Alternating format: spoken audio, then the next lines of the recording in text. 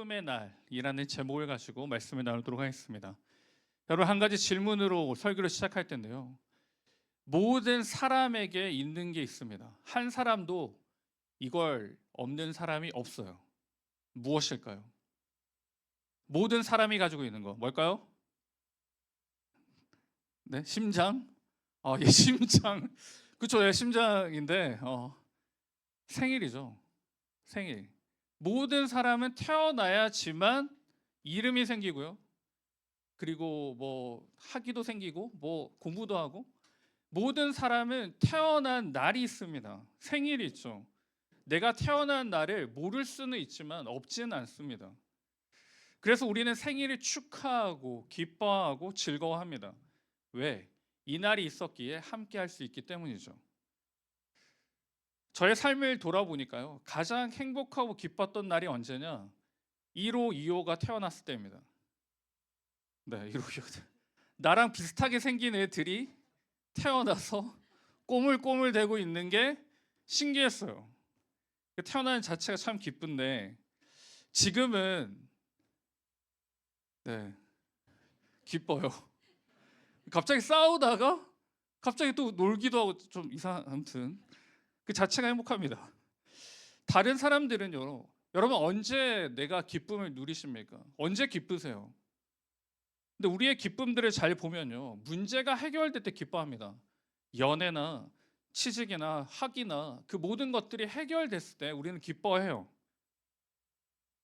그래서 복귀해 보자면요, 그 기쁨들이 그렇게 오래 가진 않습니다. 내가 대학교를 들어가면 행복할 줄 알았는데, 기쁜 줄 알았는데 또 다른 문제가 생기고요.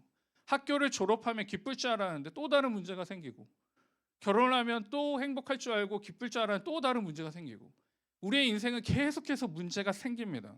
그러니 제가 돌아보니까요, 우리가 생각하는 기쁨은 인스턴트 기쁨이었어요.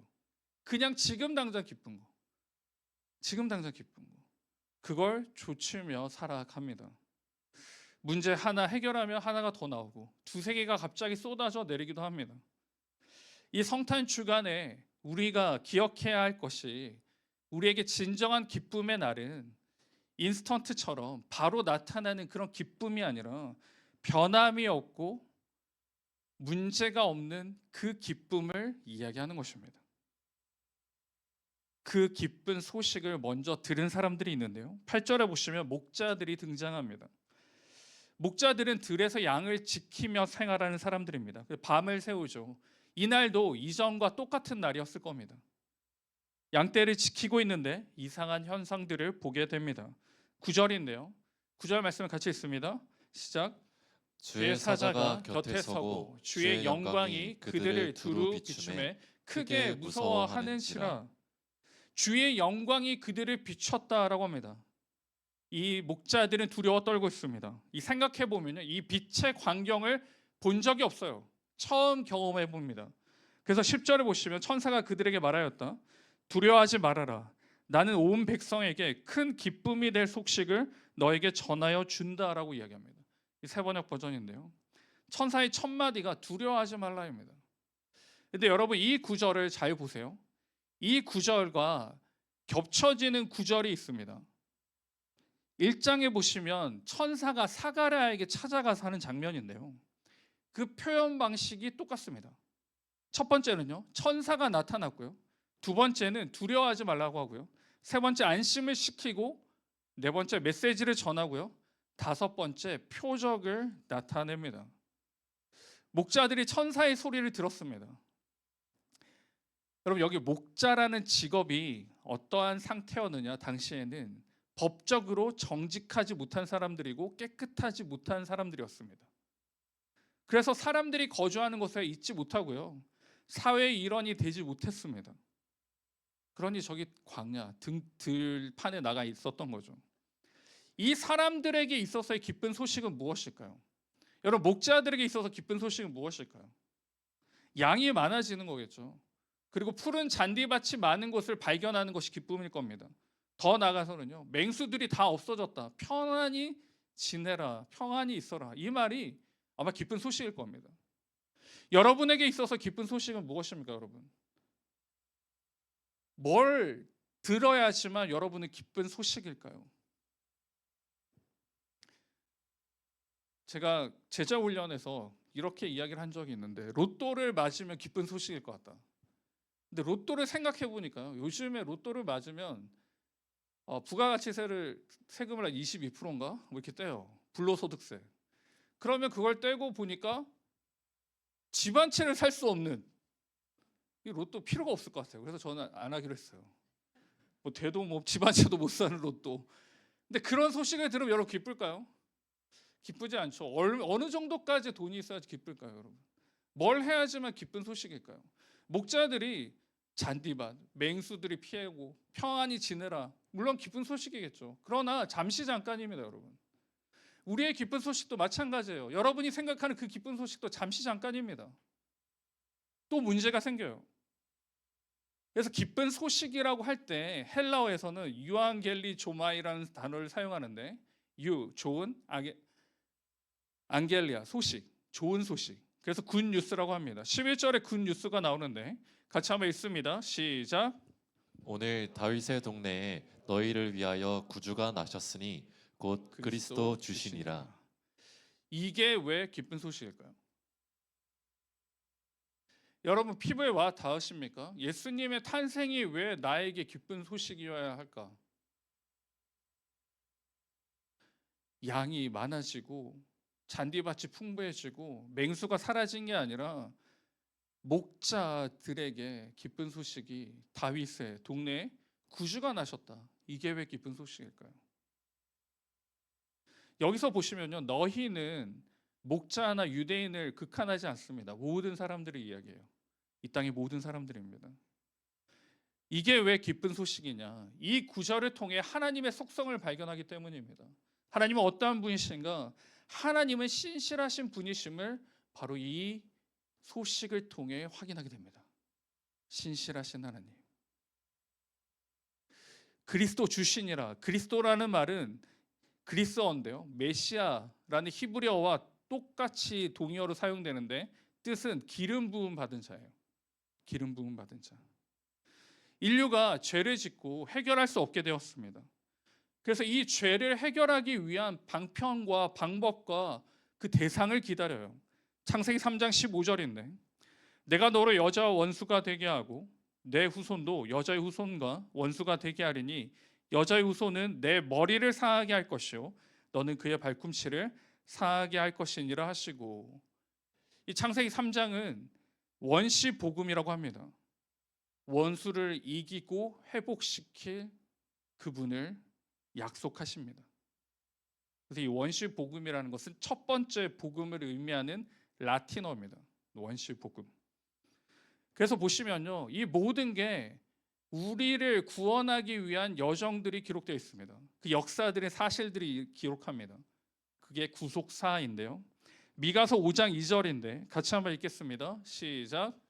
베들레헴 에브라다야, 너는 유다 족속 중에 작을지라도 이스라엘을 다스릴 자가 내게서 내게로 나올 것이라. 그의 근본은 상고에 영원에 있느니라. 아멘. 미가서의 선지자가 예언하는데요, 이 베들레헴과 같이 붙어 있는 단어가 에브라다입니다. 이 에브라다라는 단어는 다산과 풍요의 의미를 가집니다. 하나님은 베들레헴을 의인화해서요, 이렇게 말씀하시는데요, 너로부터 너를 위해 이스라엘 다스릴 자가 나온다라고 말씀합니다. 베들레헴에서 태어나는 자가 메시아이고 통치자임을 이 본문은 우리에게 선포해 줍니다. 이 배경을 가지고요, 다시 본문으로 돌아갑니다. 14절에 보시면 지극히 높은 곳에서는 하나님께 영광이요 땅에서는 하나님이 기뻐하신 사람 중에 평화로다. 두 가지가 보이는데요, 영광과 평화, 하나님과 인간이 보입니다. 14절을 새 번역으로 보시면 더없이 높은 곳에서는 하나님께 영광이다라고 이야기해요. 하나님의 계신 곳은 영광이며 예수님의 탄생을 통하여서 기다리는 사람들에게는 평화입니다. 어떤 평화이냐? 그냥 전쟁 없는 평화, 그냥 모든 것들이 잠잠한 평화라고만 보면 안 됩니다, 여러분. 여기서 말하는 평화는 그리스도께서 가지고 오신 축복을 말해요. 그 축복의 충만함을 말합니다. 구원이에요. 구원. 그래서 우리가 일상적으로 보편적으로 생각하는 평화를 생각하시면 안 됩니다. 구원을 나타냅니다. 예수님을 기다리는 사람에게는요, 이제 이 구원의 은혜가 있음을 보게 됩니다. 죄로부터 끊어졌고 이제 하나님으로부터 회복되어졌고 그 사랑 안에 머물게 되는 것입니다. 그 약속이 성취가 되는 것이었어요. 그래서 하나님의 신실성이 무엇이냐? 한마디로 기결하자면요, 내가 너를 사랑한다입니다. 여러분. 창세기부터 끝까지 내가 너를 사랑하고 있다 합니다. 그러니 이 날이 기쁨의 날입니다. 기쁜 소식일 수밖에 없는 겁니다. 이 신실함, 그 사랑 가운데 우리가 함께하는 것이죠. 그래서 즐거워하고 기뻐하고 행복해야 합니다, 여러분. 예수님의 탄생을 통해서 죽어야 됐던, 그리고 죽었던 우리가 회복되었고 다시 하나님을 아버지라 부를 수 있기 때문에 이 날이 우리에게는 기쁨과 즐거움의 날입니다. 그 신실하신 약속이 이루어지는데요, 우리 요한복음 3장 16절 같이 읽습니다. 시작. 하나님이 세상을 이처럼 사랑하사 독생자를 주셨으니 이는 그를 믿는 자마다 멸망하지 않고 영생을 얻게 하려 하심이라. 아멘. 이게 예수 그리스도의 탄생입니다, 여러분. 기쁜 소식이에요. 예수님이 왜 이 땅에 오셨느냐? 결론은요, 나를 사랑하셨습니다. 나를 위해서입니다. 당연히 기쁨의 날이죠. 나를 위한 날이니까요. 내가 다시 태어난 날입니다, 여러분. 나를 사랑하시고 나를 회복시켜 주시고 나를 자유케 해 주신 날이 바로 예수 그리스도의 그 탄생으로 시작됩니다. 그런데 우리는 이 날이 있기에 당연히 지금도 있고요, 미래도 있고요, 소망도 있고요, 생명으로 살아갑니다. 그래서 모든 영광을 버리시고 이 땅에 오신 예수님을 기억하며 살아야 돼요.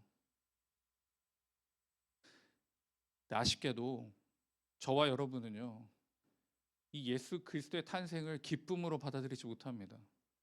그냥 한 날로 생각해요.